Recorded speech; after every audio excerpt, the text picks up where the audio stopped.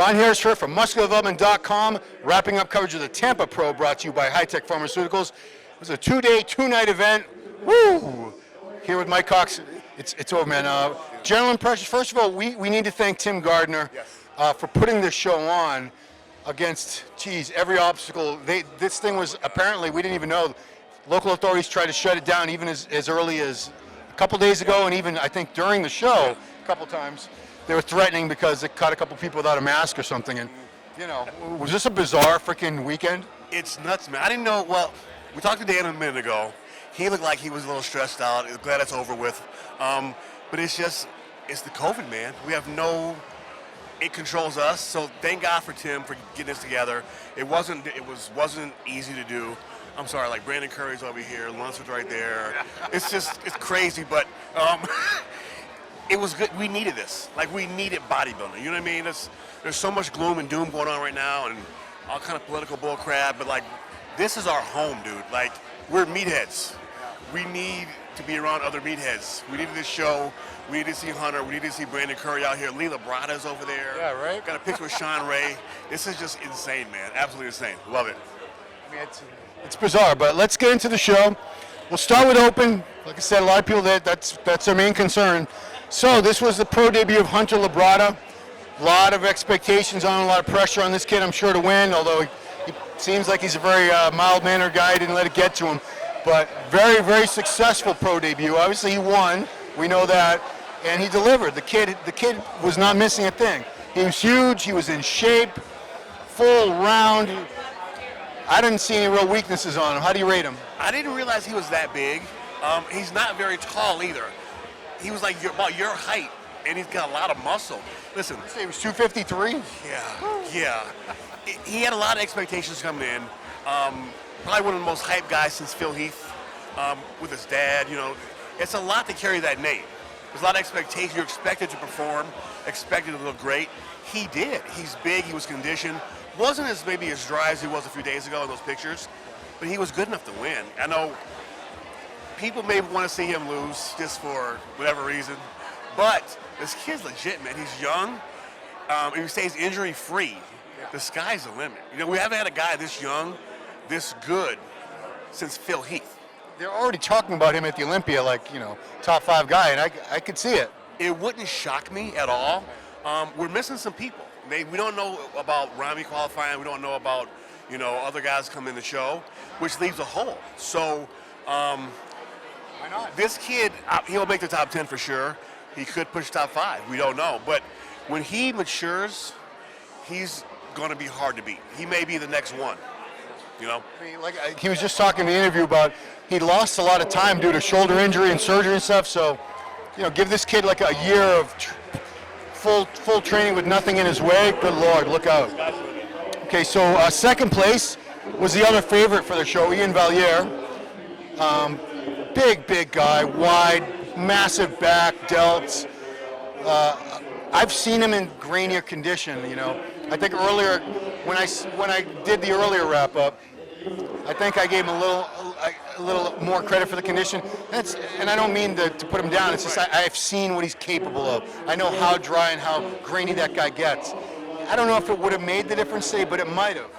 It could have, if he was 100%. He could have beat Hunter. But he wasn't bad. It just didn't have that kind of, that pop that we normally expect. I know last year he was a little bit better than he was. He was a little bit better last year than he was this year. But that just happens. You know, we don't know what happens, you know, close to the show. But he didn't, you know, he did his best. He looked good. I thought he looked good. Wide shoulders, good back. His back was better than Hunter's. But he just kind of met with somebody that was just better than he was, you know?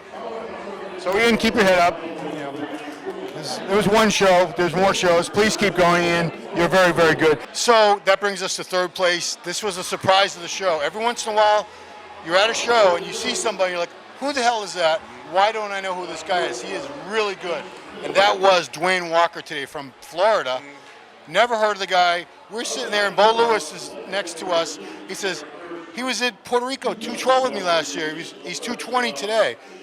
For a guy who was a 212 last year, dude, he was pushing. A lot of people had him in second place. He was that good.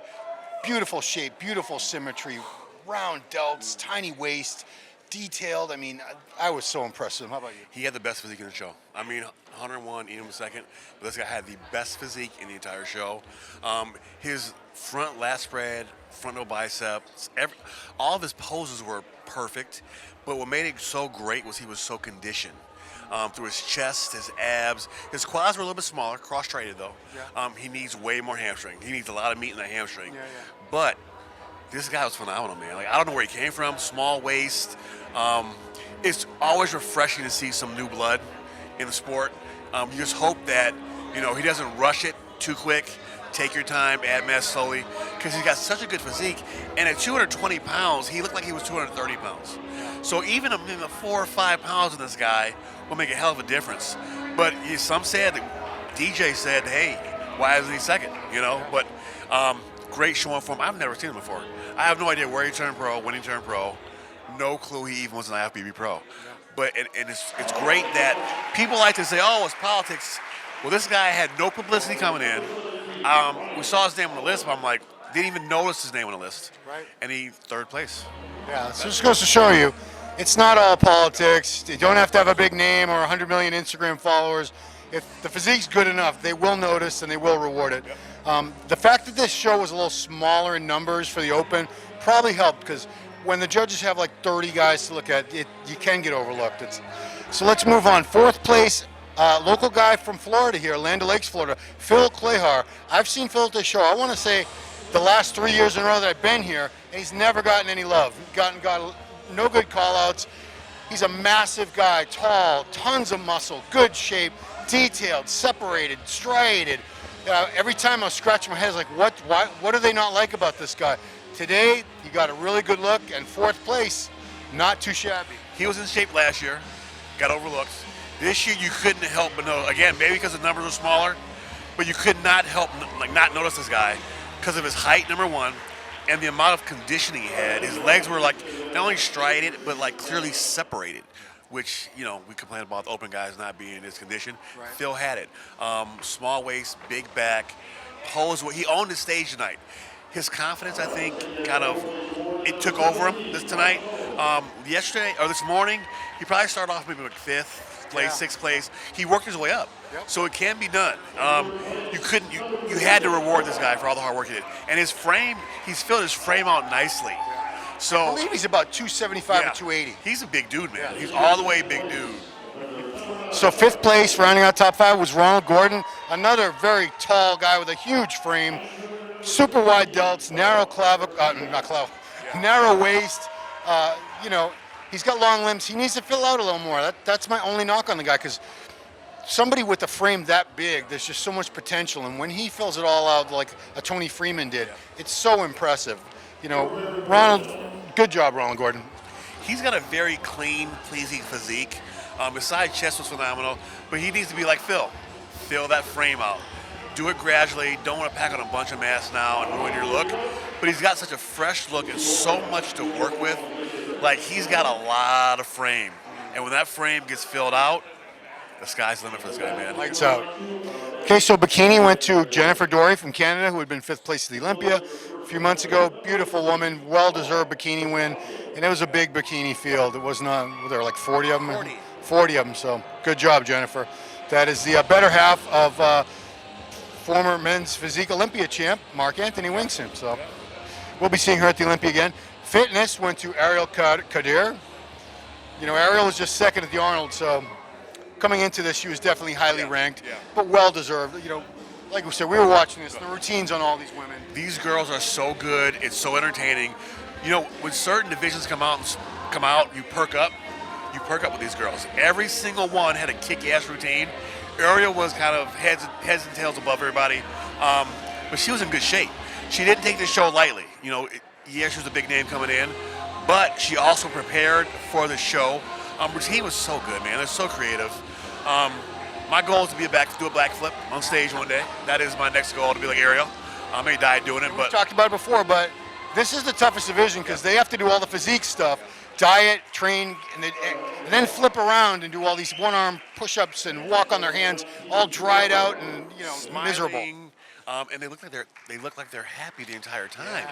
And it's it's amazing because, gymnasts are great athletes, and a lot of these girls are former gymnasts. Best in the sport, they deserve way more money than they're getting now. Okay, so we move on to our final division we're going to talk about was figure. Going into the show, the favorite, looking at the list of, I think again it was like 40 women, was Sandra Grajales from Mexico, who had been 10th place at the Olympia.